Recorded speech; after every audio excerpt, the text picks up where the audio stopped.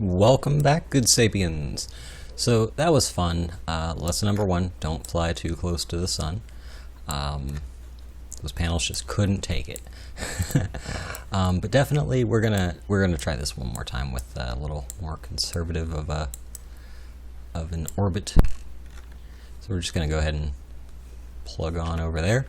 And the purpose of what we're doing here today, if you haven't guessed, is we're just going to set up a whole array of satellites around the star there, Kerbol, using a reusable, hopefully, warp lift mechanism that uses no rockets whatsoever to achieve its goals. So I think that's kind of fun.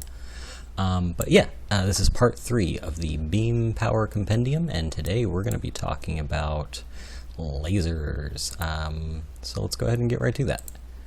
Go ahead and warp over to the sun. Now you know, if you're wanting to set this up before you get warp drive technology, of course you're gonna have to build some rockets and do a bunch of math and you know, set up your encounters appropriately, but it should be more or less the same. You just, you know, kind of get yourself in orbit of a star there, nice low orbit using lots and lots of delta V.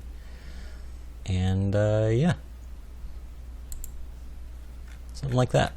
You just kind of do that a whole bunch of times, and then you should be okay. You don't need it. As you can see, we're pretty toasty warm up here by the sun. We're pretty close, as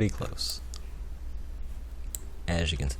All right, so what we're gonna do is we're gonna go ahead and decouple. Ta-da! We're going to make sure that our AI unit is on. It is on, which means we've only got a few moments before we run out of charge, so we better get cracking on the thing.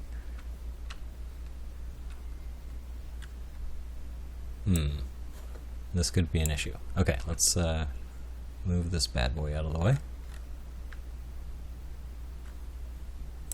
And since it doesn't have any rockets, we're just going to anti-grav away.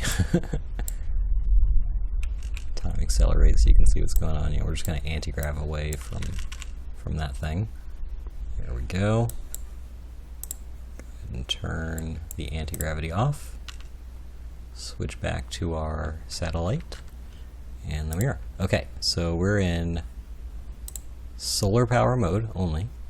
Let's go ahead and activate that one. And we'll go ahead and activate this one. So you can see why we had to move out of the way there. Let's open up our little window here. Don't need this one. And we don't need that one. We're going to need those two. Alrighty.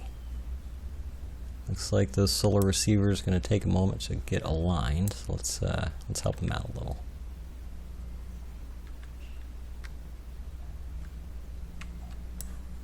Alrighty. Point our laser beam back at Kerbin.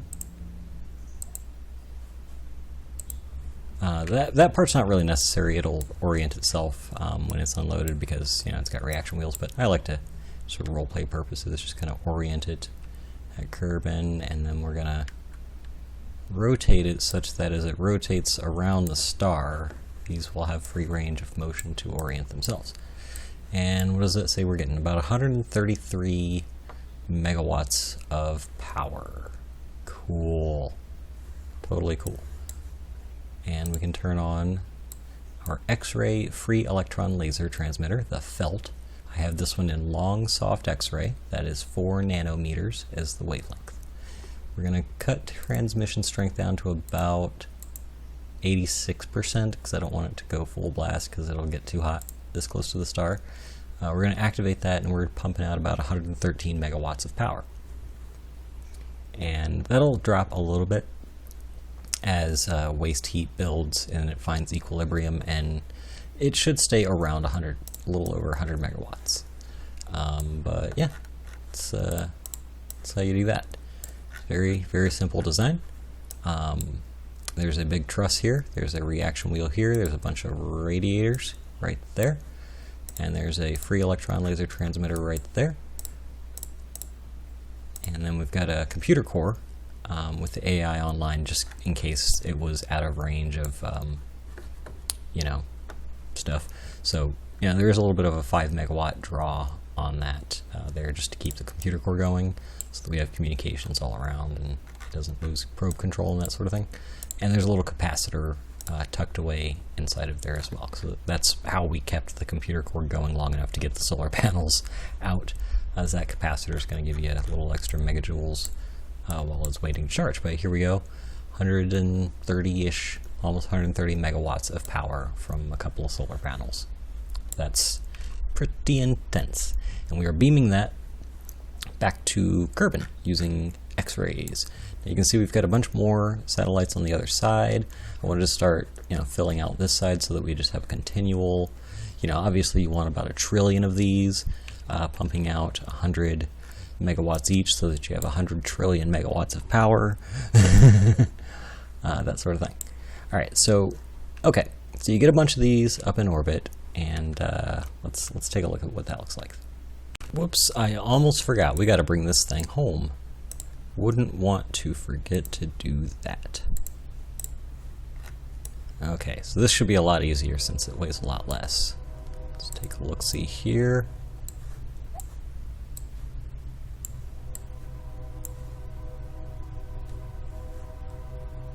Okay, looking good.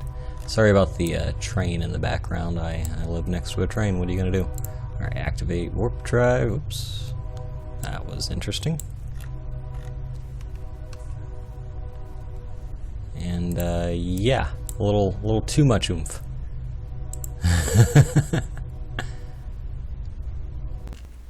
And yeah, you just kind of, you know, do another deorbit. Hopefully this time without losing parts. Ooh, pretty.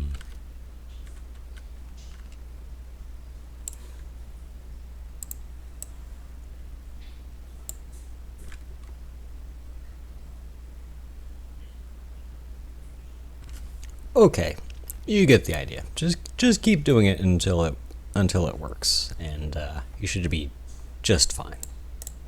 Just fine. Okie dokie. So once you have all your satellites set up, or at least enough satellites that you can use, or until, you know, your funding gets cut due to performance issues, we're not going to talk about that though. You get yourself something a little similar, but this is a little different. Okay, this is Bimmer. Bimmer is up here in geosynchronous orbit above the KSC. Geosynchronous orbit for Kerbal Space Program for Kerbin, normal scale, is 2,863,333 meters, with a velocity of 1,009.81 meters per second for orbital velocity, perfectly circular orbit. That's stationary orbit. You'll hover above the same spot. Obviously, I cheated this one up here to put it in the exact spot because, you know, it would take me forever to actually do it, realistically, because I'm just not that good. But that would be what you're aiming for, and then just, you know, go ahead and get you a rocket that puts you there, you know. That's what you're looking for.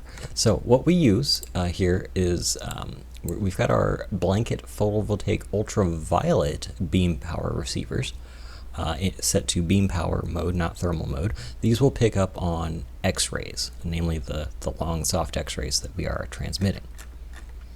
And if we open our interface here, you can see we have a connection to a great many highly efficient satellites. Okay, getting about 35% efficiency from our satellites that are way over there at the sun.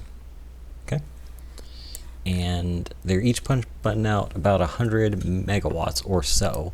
Even though this says gigawatt, that's not actually true. They're pumping out about 100 megawatts, and we're getting about 36, percent of it.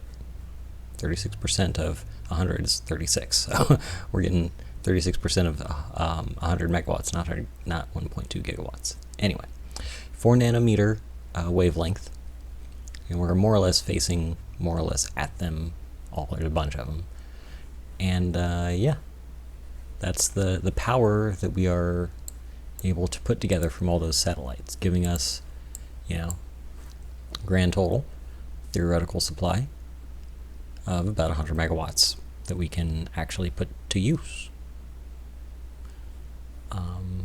Yeah, which we are of course then able to redirect. Laser beam transmitter, we are beaming it back using the DTLIR laser beam transmitter. The infrared laser is what it's normally known as, and we are beaming in the near infrared range, which is good for low Kerbin and can actually penetrate pretty deeply into the atmosphere as well. And it can track and all that good stuff, so it can point at whatever you got out in orbit. But that is an active relay. It's collecting all this power and then converting it and retransmitting it. So let's take a look. Yeah, and you really don't need a bunch of these since it's in stationary orbit. You don't need too many of them, but this would be what you would do. You would collect all that power and then concentrate it and then beam it over. And what was that, like 6 satellites? I think 6 of those satellites, 5 of those satellites are in range. So another one will come in range once this one comes out from behind the sun. But you just enough of those, and you're going to get decent amount of power. Scale that up, multiply it, and you'll have enough power for your launches. Radio. So maybe to test out your throughput there, you get yourself a little thermal inline receiver and a thermal reflector mirror dish here thingy to concentrate all that power, and of course a thermal generator on top, and then you can kind of see what you're working with here. Okay, let's open up power receiver for the inline thermal generator, power receiver for the dish. Okay, so the top one is of course this thing. That's the top one. Okay, it's that. Go ahead and leave that open, and then this is the bottom one down here. Okay. So take a look here. Available power is low on the ultraviolet spectrum since it's beaming all the way from the sun and coming in kind of at an angle. You got some satellites over here, some satellites over here. It's kind of beaming in at all these different facings. And if you look, that's the infrared. A lot more power from the infrared satellite than any of the ultraviolet satellites. Okay, just the efficiency is miles apart. 62 versus 2 to 4%. Okay, but that's if you just had this thing. Okay, now if you put the little mirror thing there to collect even more, it's got a even better facing directly to our geosynchronous satellite that's up there directly above, 100% facing, and it is able to get 52 megawatts. So the network power is about 73 megawatts, and we're getting about 71% of that, so we're getting about 52 to the ground. So once again, of these satellites, we're getting 52 megawatts of total power from the sun and those 5 satellites to our relay station down to the ground through all the atmosphere. You can see your relative distances here. So with 50 megawatts of power, that's actually significant. We can actually turn on our little transmitter right here. Take those off the screen. Turn on our little transmitter, and I don't know, we can go with K-band or W-band or X-band. We'll just go with K-band, just because. And go ahead and activate transmitter.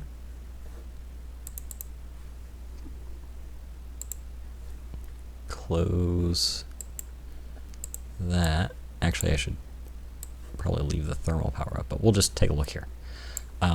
Microwave transducer is beaming out half of what we're getting, so 25 megawatts at its full power. 25 megawatts. And the rest of that's, going out as heat, basically, is the other half of that, which is why I should probably get the waste heat management open. Don't need that one, but we do need this one, okay? So thermal power, waste heat, current power supply.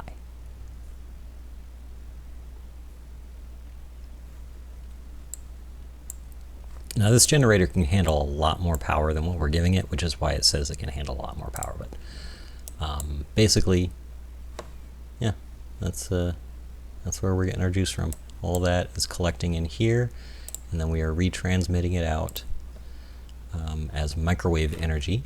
That, for instance, a bunch of drills or rovers or science labs or habitats or whatever, televisions, what have you, all around this site could all pick up off of this power in a nice comfortable microwave band that won't fry their circuits, as opposed to the ultra intense X-ray beams that are being safely collected in orbit and then beamed back down in a safer infrared, collected here, beamed around in your microwave wavelength. So yeah, you can do all kinds of cool stuff with that.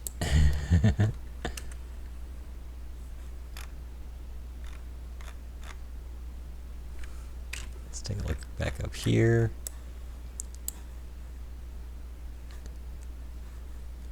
Go ahead and turn all these off so you can get a quick look here. That's the relay. That's KSC. And then way out over there are the power transmission satellites. Huh? Pretty neat. Pretty neat.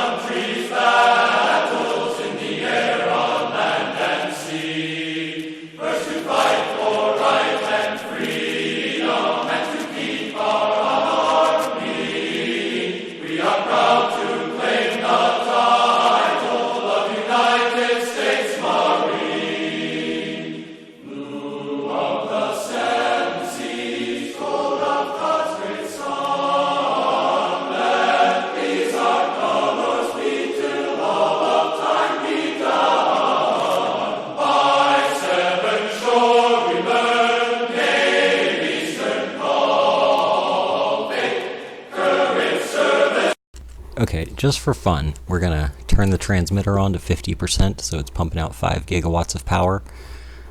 This is our orbit around Murph. That's our Murph orbit. And we're just gonna see if any of that at all gets back to the KSC.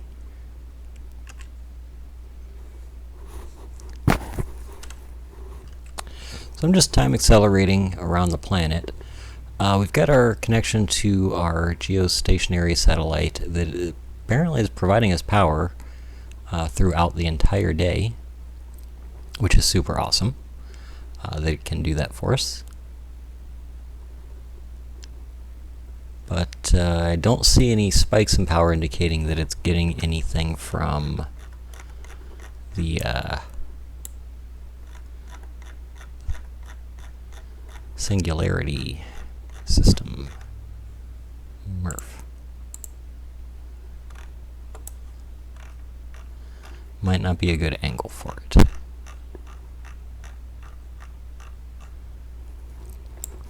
So right about here, we should be able to see something. But it doesn't look as though we are going to get anything.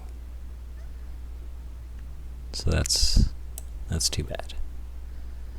Now when we come back around this way, of course, getting lots and lots of power. But definitely pleased to see that we basically have full coverage, because even when it's over here, blocked by the sun itself, there are satellites here and here that it has a connection to. And so it's maintaining power, beaming it back down. So you've got pretty much full coverage. Nice constant power supply.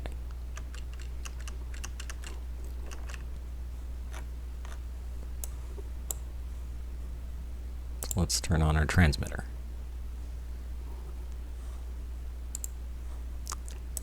There we go. And the transmitter is trying to send out way more power than we actually have available to us. So let's do that. 37 megawatts. Okay, let's see if we can maintain this for a while.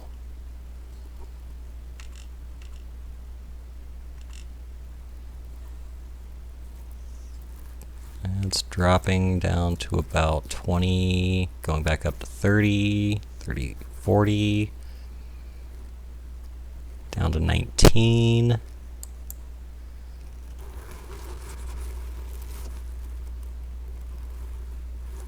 Back up to 20. So throughout the whole day, 19's the lowest that we get. 19 megawatts.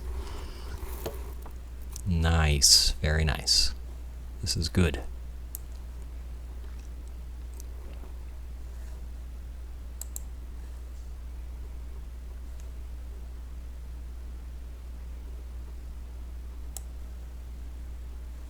We can just blanket, you know, all around us with that microwave energy. Cool.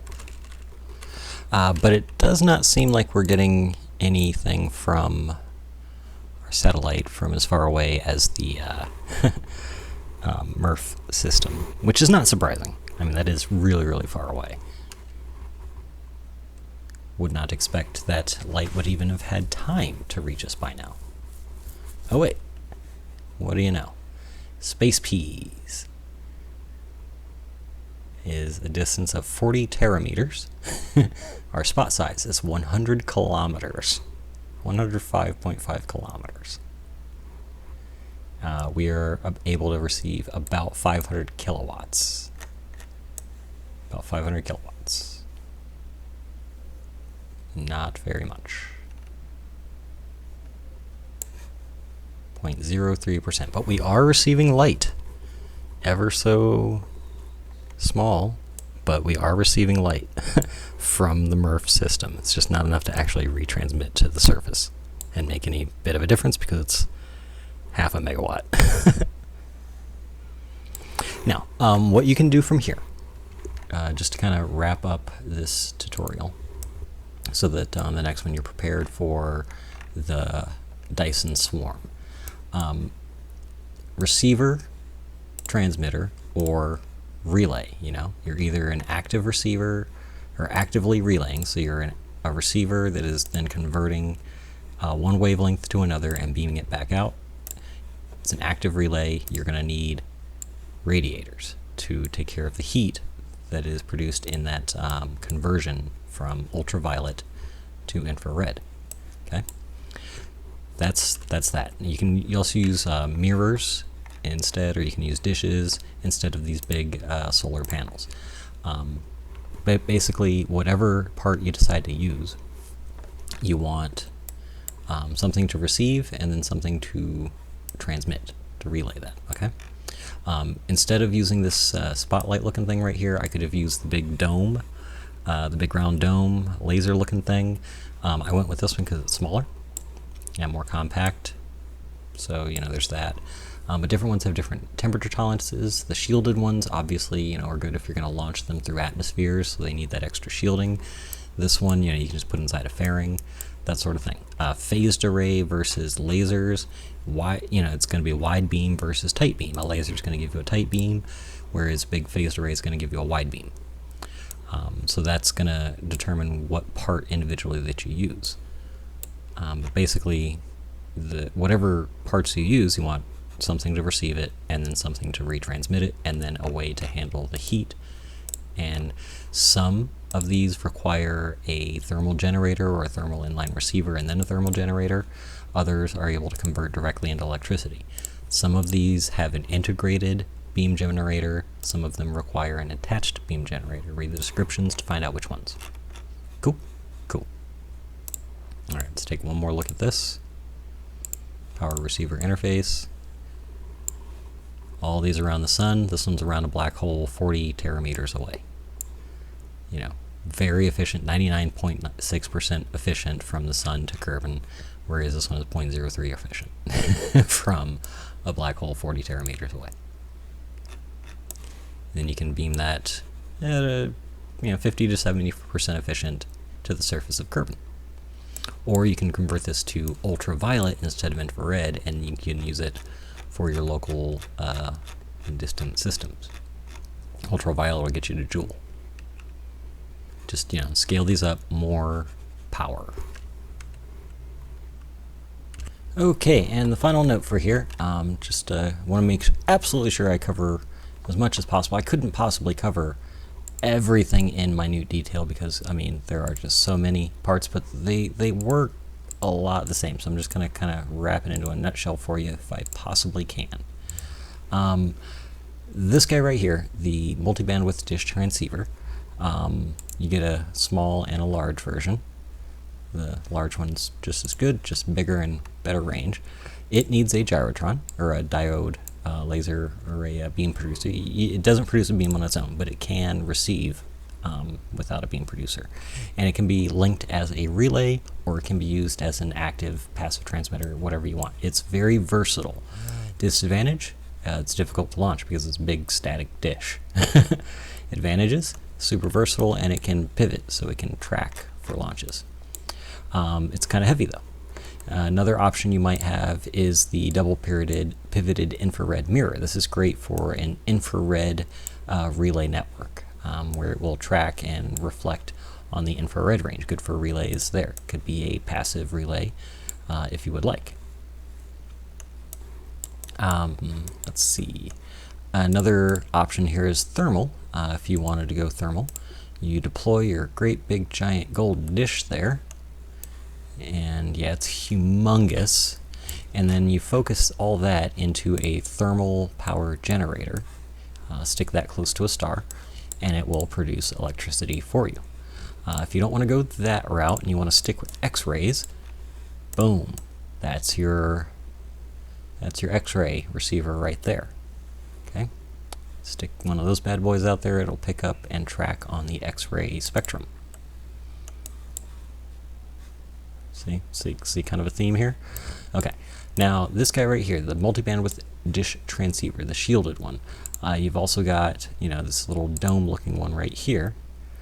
Either way, you connect that to a beam producer. I like the free electron laser right there because it will produce positrons for you.